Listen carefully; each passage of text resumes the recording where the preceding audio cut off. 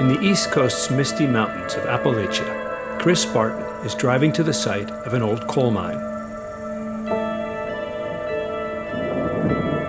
The Appalachian Mountain area, for me, is a beautiful mountainous terrain.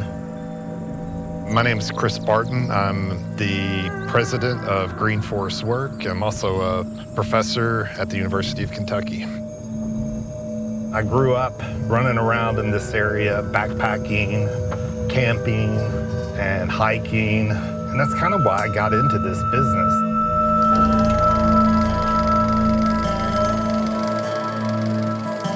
Coal was vital to West Virginia for 200 years.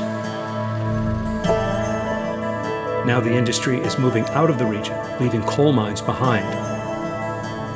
Today, organizations like his work to make land left barren and abandoned by the coal industry reusable. About 2010, you started to see a decline in that coal industry, but also because people started questioning whether or not the use of coal for our power production is environmentally friendly. It really has, especially in the last few years, almost completely vanished. There's very few active coal mining operations going on right now in Appalachia. So we're really in a transitional time in this area right at the moment, and the question that's on people's mind is, what's next? What will take the place of coal?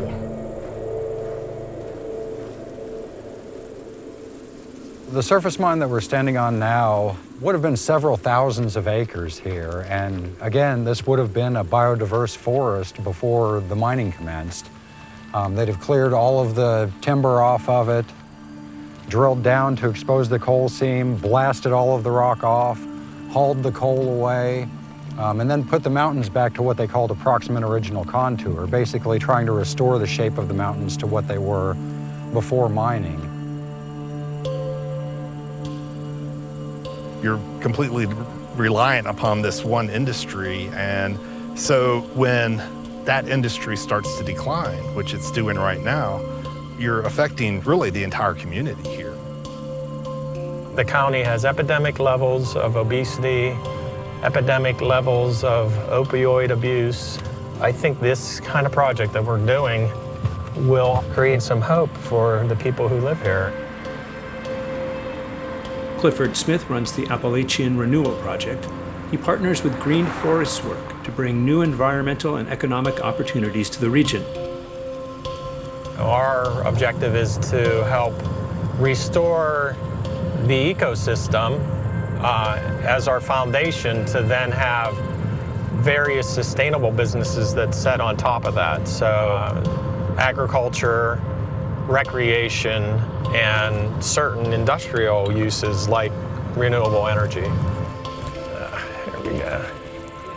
Today, Michael and Chris from Green Forest and Clifford are examining sites to plan future restoration projects.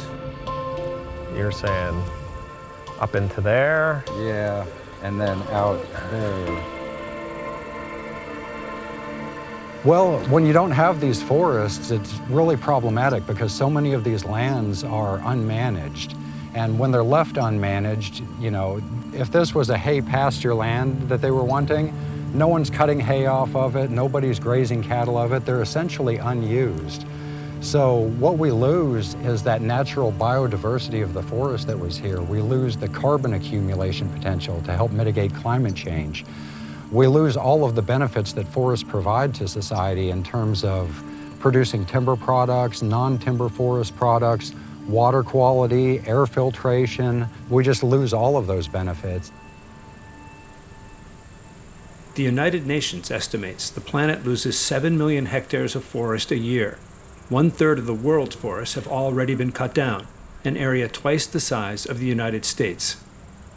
When they were reclaiming this area, after they had blown up the mountains, extracted all of the coal, and packed those mountains back in there, packed all that rock and gravel back in there as tight as they possibly could, so to prevent landslides and things of that nature. It was like a compacted gravel parking lot, essentially. And when you plant trees into something like that, the roots can't extend easily. The water doesn't infiltrate the soil very easily, so the trees just don't perform to their full potential, and this area will take hundreds of years to become a productive forest again.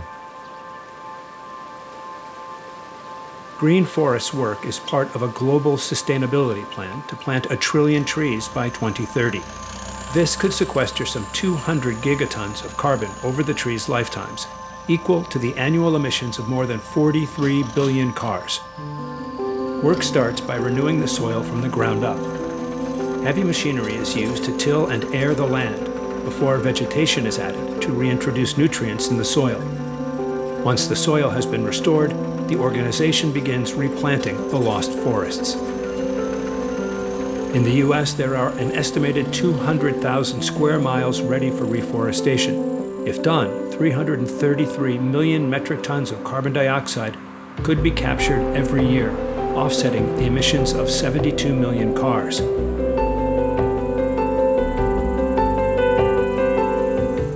Green Forest work isn't just good for sustaining the environment, it's also creating much-needed economic activity. We're providing jobs by employing bulldozer operators to come in and clear out the invasive exotic species, to rip up that compacted land, basically like tilling your garden, except on a forest scale. Since about 2009, we've planted more than 5 million trees across about 6,000 acres.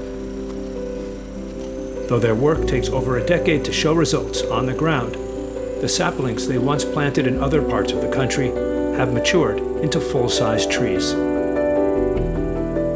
We're at a mine in eastern Kentucky that was reforested about 18 years ago. It really proved that these reforestation projects could be successful. Our projects, I don't get excited about them a lot of times until they're at least 5 years old. But when I come back to some of these older projects, it really makes me excited because I can see how our projects will develop over time.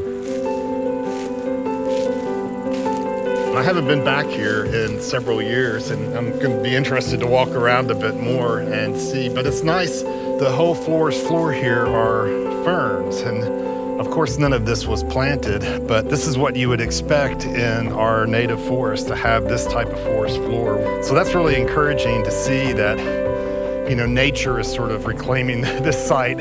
So even though we only plant about 12 species, we find that we get another 30 or so that just come in from seed being dispersed by wind or by birds.